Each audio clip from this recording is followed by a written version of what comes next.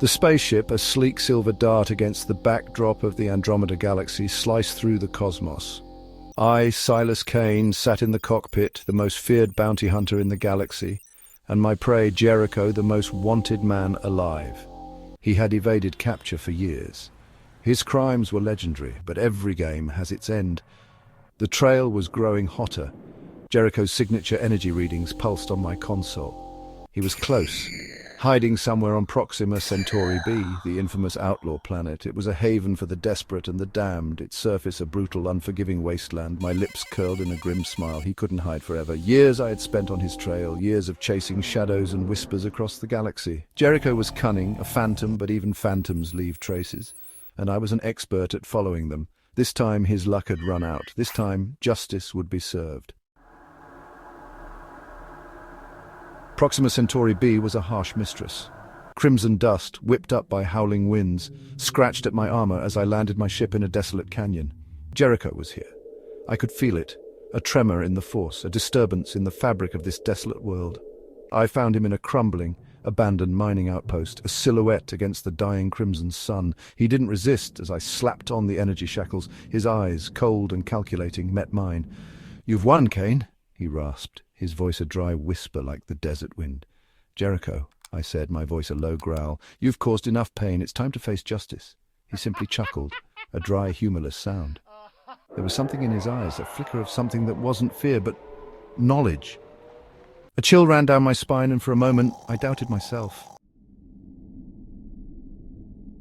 Back on my ship, Jericho remained unnervingly calm. His demeanor was unsettling, a stark contrast to the chaos that had just unfolded.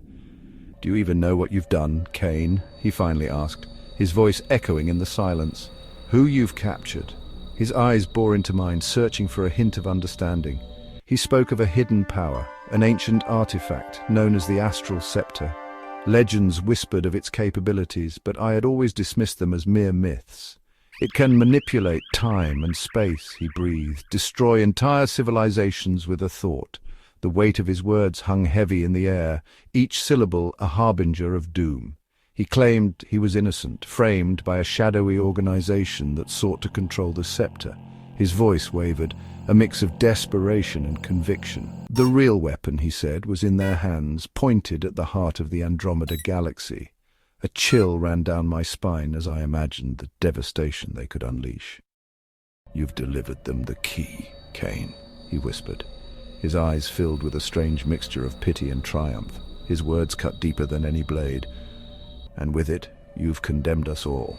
The gravity of my actions began to sink in, a crushing realization that left me breathless. His words hit me like a physical blow.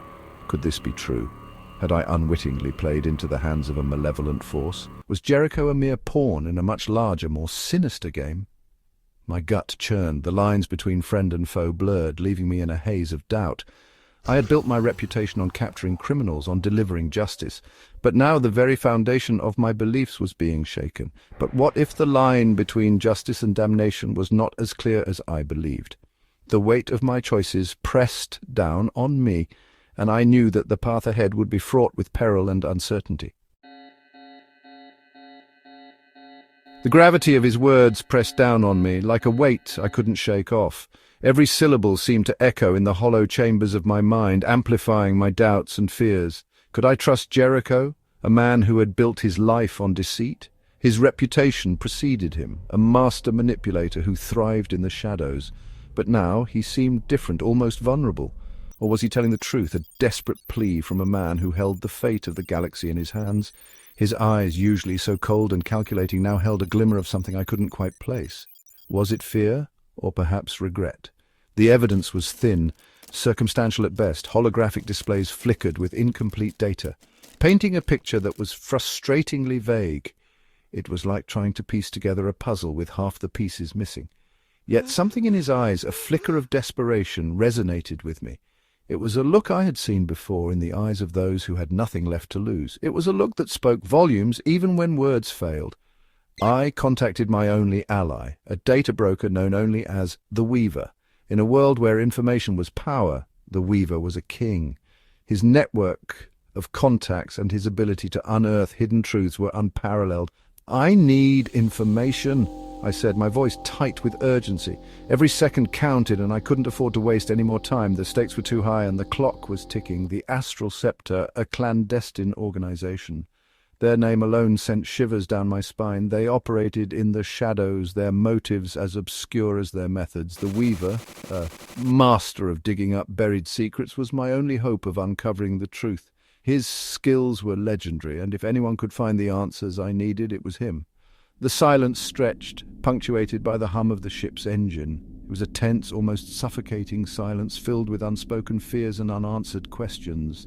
Finally, the Weaver spoke, his voice distorted by the comms. "There are whispers, Kane, rumors of a group operating in the shadows." His words were like a lifeline, pulling me back from the brink of despair. "They are called the Obsidian Hand, a name that conjured images of darkness and control, a group that thrived on fear and manipulation. Powerful, ruthless, and they crave control. They were the unseen puppeteers, pulling the strings from behind the curtain, their influence reaching far and wide. A knot of dread tightened in my stomach. The more I learned, the more I realized how deep this web of lies went. It was a labyrinth of deceit, and I was trapped in its center. Jericho's tale was starting to unravel a horrifying truth. A truth that could change everything, a truth that could shatter the fragile peace of the galaxy, and I was the one who had to face it. Section 5. The weight of 1,000 worlds. The weight of the galaxy, of countless lives, suddenly felt crushing.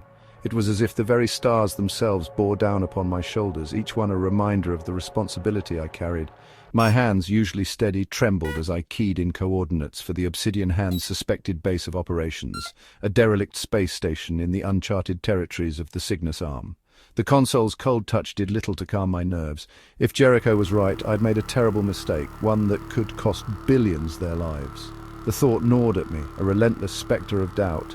The vastness of space, once a source of comfort, now felt oppressive, suffocating. The infinite expanse that had always promised freedom now seemed like a prison. Every star, every planet, a testament to the potential lives hanging in the balance. Each celestial body was a silent witness to the unfolding drama. The silence of the void was deafening, filled with the echoes of Jericho's warnings.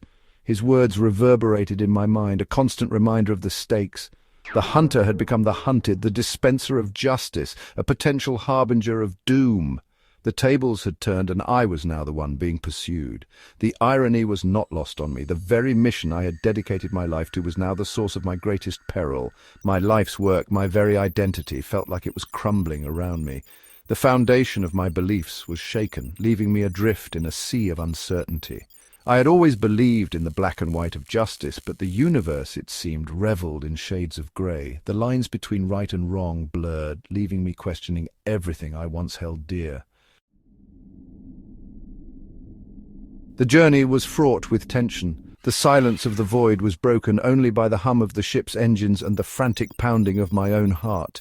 Doubt gnawed at me. Had I condemned an entire civilization, or was I walking into a trap? The thought sent chills down my spine. The Weaver's information led me to the fringes of known space, to a cluster of derelict space stations, their hulks dark and silent against the backdrop of distant galaxies. This was the Obsidian Hand's lair, a den of vipers hidden in the void. As I navigated the treacherous debris field surrounding the station, a glimmer of hope emerged. The Weaver had managed to tap into the station's comm systems. "There's activity," he said, his voice tight with static. "They're talking about a transfer, something about an artifact of immense power. This was it. My chance to right my wrongs, my chance to stop the Obsidian Hand." I docked my ship in the station's shadowy underbelly, the metallic clang echoing through the eerie silence. Armed and cloaked in a stealth field, I moved through the corridors, my senses on high alert. The air was thick with the stench of decay and the metallic tang of fear. The Weaver guided me through the labyrinthine corridors, his voice a steady presence in my ear. "They're heavily armed, Kane," he warned. "Be careful." I moved like a ghost, a shadow among shadows, my every sense screaming danger. As I stalked my prey, I realized the tables had turned. I was no longer the hunter, but the hunted. The Obsidian Hand, I knew, was expecting me. They were waiting, their fingers hovering over triggers, ready to unleash hell. I found them in the station's main control room, huddled around a pulsating sphere of energy, the Astral Scepter. They were preparing to unleash its power, to bend the fabric of space-time to their will. I had to act fast, but one question gnawed at me. Could I trust Jericho? Was he a pawn or a manipulator? "Hold it right there!" I roared, my voice echoing in the vast chamber. The obsidian hand whirled around, their faces contorted in surprise and rage. Blaster fire erupted, searing the air around me. I returned fire, my movements a blur of precision and lethal grace. In the chaos, I managed to send a coded message to Jericho, a single question that would decide everything. Was it all true? His response was almost instantaneous, a single word that echoed through the comms, heavy with regret and desperation. Yes. The battle raged, a whirlwind of blaster fire and desperate struggle. I fought with the fury of a man possessed, my every move fueled by the weight of 1,000 worlds on my shoulders.